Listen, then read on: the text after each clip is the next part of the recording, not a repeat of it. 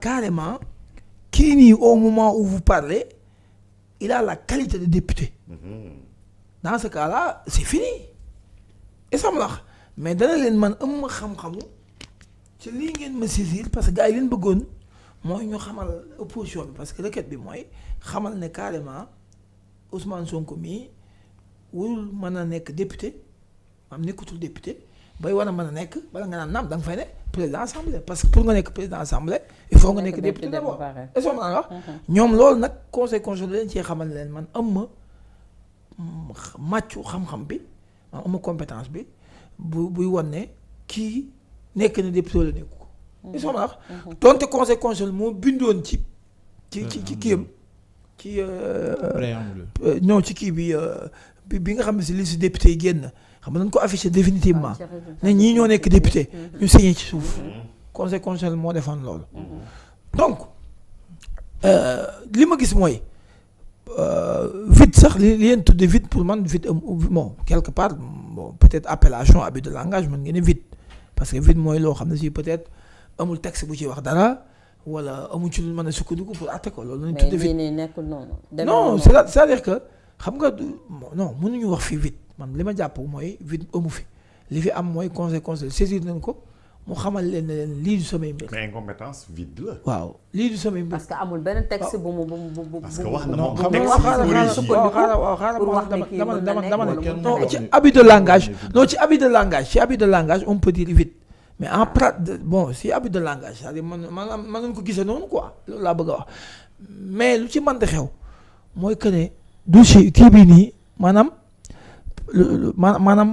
que ñi nga xam ne si ne ñoo nekk ci opposition bi saisir doon conseil constitutionnel am nañ possibilité puisque ci yoon dañ ne bu fekkee da nga saisir benn juridiction mu déclarer incompétence wala nga saisir benn juridiction te compétent wu maanaam tu n'es pas enfermé dans les délais à tout moment mën nga saisir parce que la saisine d'une juridiction incompétente prolonge les délais day prolonger délai bi d'ailleurs article bi ma la envoyé loolu laa ci bind boo saisir benn juridiction boo xam ne amul compétence yaa ngi dégg am nga possibilité dem saisir keneen ki nga jàpp ne war na am compétence te kooku du la wax ne la les délais sont fort clos waaw comprends nga maintenant que jusqu'à présent comme ni ko Pal di waxee maanaam yaa ñi nga xam ne si dañoo far ci Ousmane Sonko bon wane seen bopp ñu ay député on suppose que aussi que exécutif bi ak législatif bi xam nga régime bi nga xam ne Sénégal moom la nekk jusqu'à présent on a du mal à savoir que est-ce que Sénégal régime parlementaire la wala régime présidentiel on n'est pas encore édifié sur ça. mais li yow xam nga ne nekkuñu ci régime parlementaire tamit Abdou Khadre. si. non xam nga loolu. nekkuñu ci régime parlementaire. xam nga loolu xam nga dans une ci régime présidentiel xam nga en général régime bu nekk dafa am particularité am ay caractéristiques parce que régime présidentiel Senghor 62 63 bi fi problème yi amee régime parlementaire moo fi amoon. typiquement. boobu régime parlementaire typique la. parce que premier chef du gouvernement bi. dafa amoon véritablement de pouvoir. espoir donte xamoon na ne Diomaye commencé woon na teg schéma am bu premier ministre am pouvoir bu fekkee ñoom ñaar bon ku nekkuñu ci ay xam nga lan di réeru nit ñi maanaam bëri mbaam bukki xam nu ñu ko tuddee baara yëgoo day gën a daw ca loola c'est-à-dire lu mu gënoon a ñemee pour def loolu cette fois-ci di ci gën cee daw parce que naa ci gën a c'est-à-dire parce que xamul tax parce que imaginez nga ne da ngay jéem a jox un premier ministre pouvoir yow li nga daj moment bii nii. il est échaudé. voilà tu veux dire. maam da lay gën a tiital est-ce que man wax te en principe. moi ce que je dis je le dis pour tout Sénégalais buy aspirer nekk président c'est un risque. c'est un risque man loolu laa gëm. pour président wàññi ay dooleem. pour président di wàññi dooleem di jox ñaari exécutif bi ñaari tête yi fi ne ngay dooleel premier ministre c'est un risque parce que. ñi ko tànte ñëpp fu ñu mujjee parce que en principe tamit nañu waxante li fi nekk quel que soit benn personnalité bu lu mu mën a am doole ci réew mi président de la république waxuma ay ku nit àndal politiquement xam nga am na loo xam ne ay urne la bu ñu demee ba voté mën nga am doole mais tant que pouvoir bi mi ngi fi nekk président di am pouvoir yenn yi pouvoir exceptionnel yi di nekk chef suprême des armées. parce que bul ful fàtte ne crise bi amoon 63 c'est très important Sénégal yi xam loolu. Mamadou Dia dafa demoon ba ministre de la défense maanaam moom moo amoon pouvoir par exemple armée bi mën na leen tëj leen fii wala tëj leen fële xam nga dégg nga li ma bëgg a xam ne teewul donte sax amoon na ko ci benn côté bi day am lu ko rëcc ba nga xam ne yow maanaam tey foo mën da nekk ak président bu waree am ku dee yow la ne éliminé parce que président moom ci lépp ci moom la gàll c'est la clé de voûte des institutions d'abord c'est un dieu il a un droit de vie et de mort. Ça il faut que les gens le reconnaissent. Quel que soit ak ku mën di topp ak lu mën di am doole de la royauté. non presque. c'est-à-dire que loolu noonu dafa nekk loo xam ne du ay caaxaan c'est-à-dire nit ñi peut-être xaw ma mën nga far nit mën na laa neex mën nga ànd ci lii mais bu ñu demee ba mbir mi am fu mu toll s'il fallait sacrifier une personne on va dire au président rentre dans la salle on sacrifie une autre personne. parce que c'est la nature loolu moo tëddee noonu. c'est-à-dire mais donc d'accord nga ni régime présidentiel la ñu am.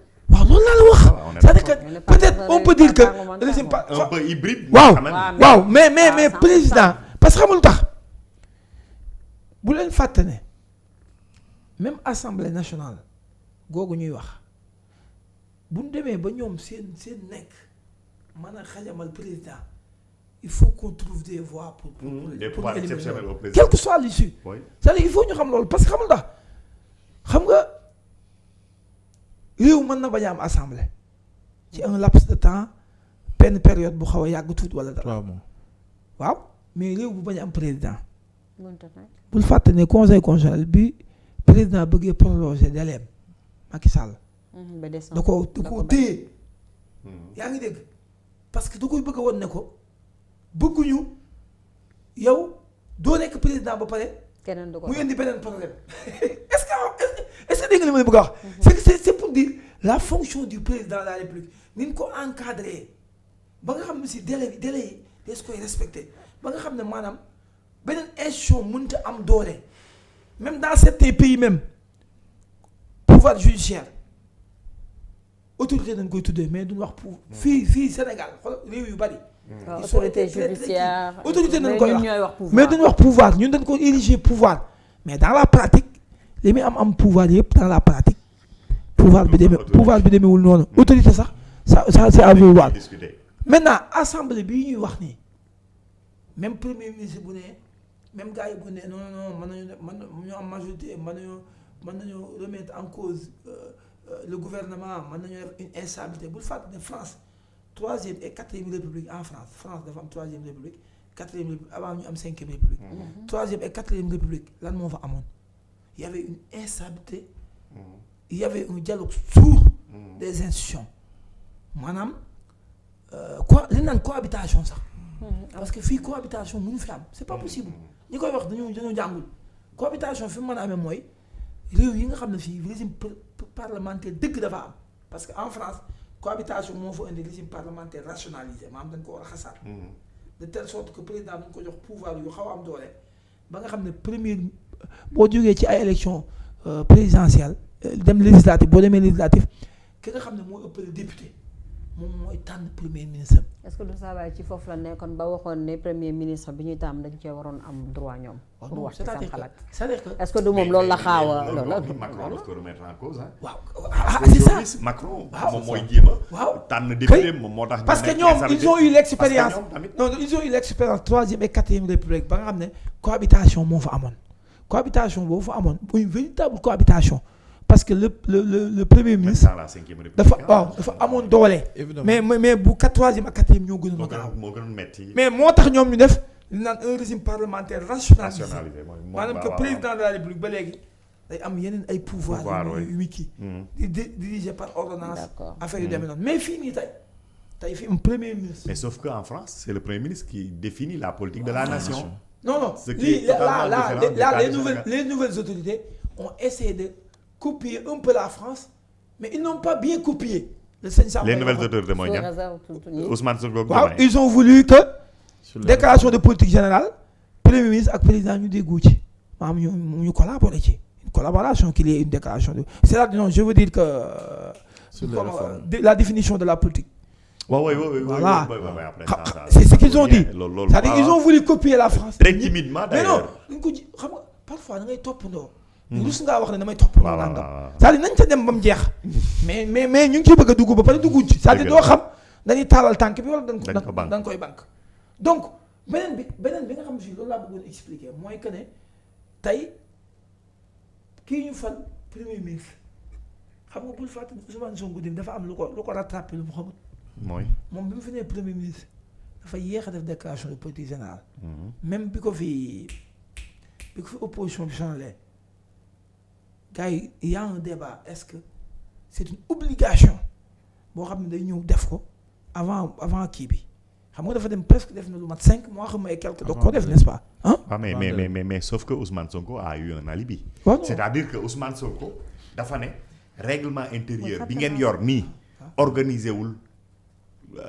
La déclaration de politique générale donc defar leen ko mais bi ñu ko defaree xam nga avant entre-temps le président a dissous l'Assemblée nationale ñu def ay élections ñoom ñu majoritaire après dans les délais def na ko dafa am lu ma la bëgg a wax oui dama déclaration de politique générale c'est un rituel.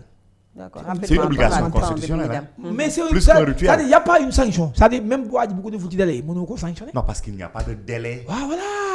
léegi nag non sur les nouveaux textes non dama ne te boo ko xasee def maanaam motion de censure bu njëkk sans délai la dafa am fu mu bëggoon a wax dama ne motion de censure ñoom bi ni wax c'est-à-dire arme bi Ousmane Sonko am contre le président maanaam l'exécutif ñoom arme bi ñu am contre l'exécutif c'est-à-dire le pouvoir législatif ngay wax voilà arme boobu ñu am ñoom dañ ko utiliser ni ñu ko encadré dafa metti beneen bi mooy boo ko utiliser bala nga ko utiliser waat day yàgg.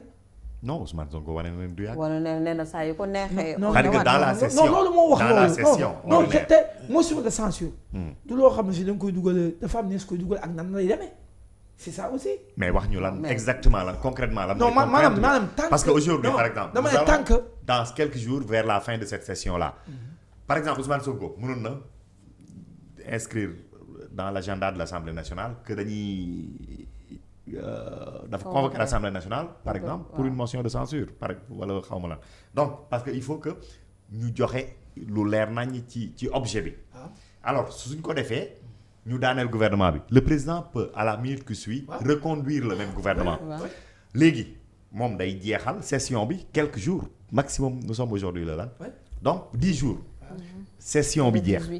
léegi mu mën a dugg ci ay session extraordinaire yoo xamante ne 15 jours su boobaa tamit benn ordre du jour lay am donc chaque 15 jours mën na daanelaat ba session ordinaire bi commencé waat en octobre. mën naa laa tontu ci loolu. xam nga loolu parfois il faut que ñu allier un peu mënoo wax droit te mënoo wax politique. non ça va de pair attends ça va de pair je suis d'accord am na loo xam ne moom bu ko defee politiquement aussi les gens diront que politiquement kii kon.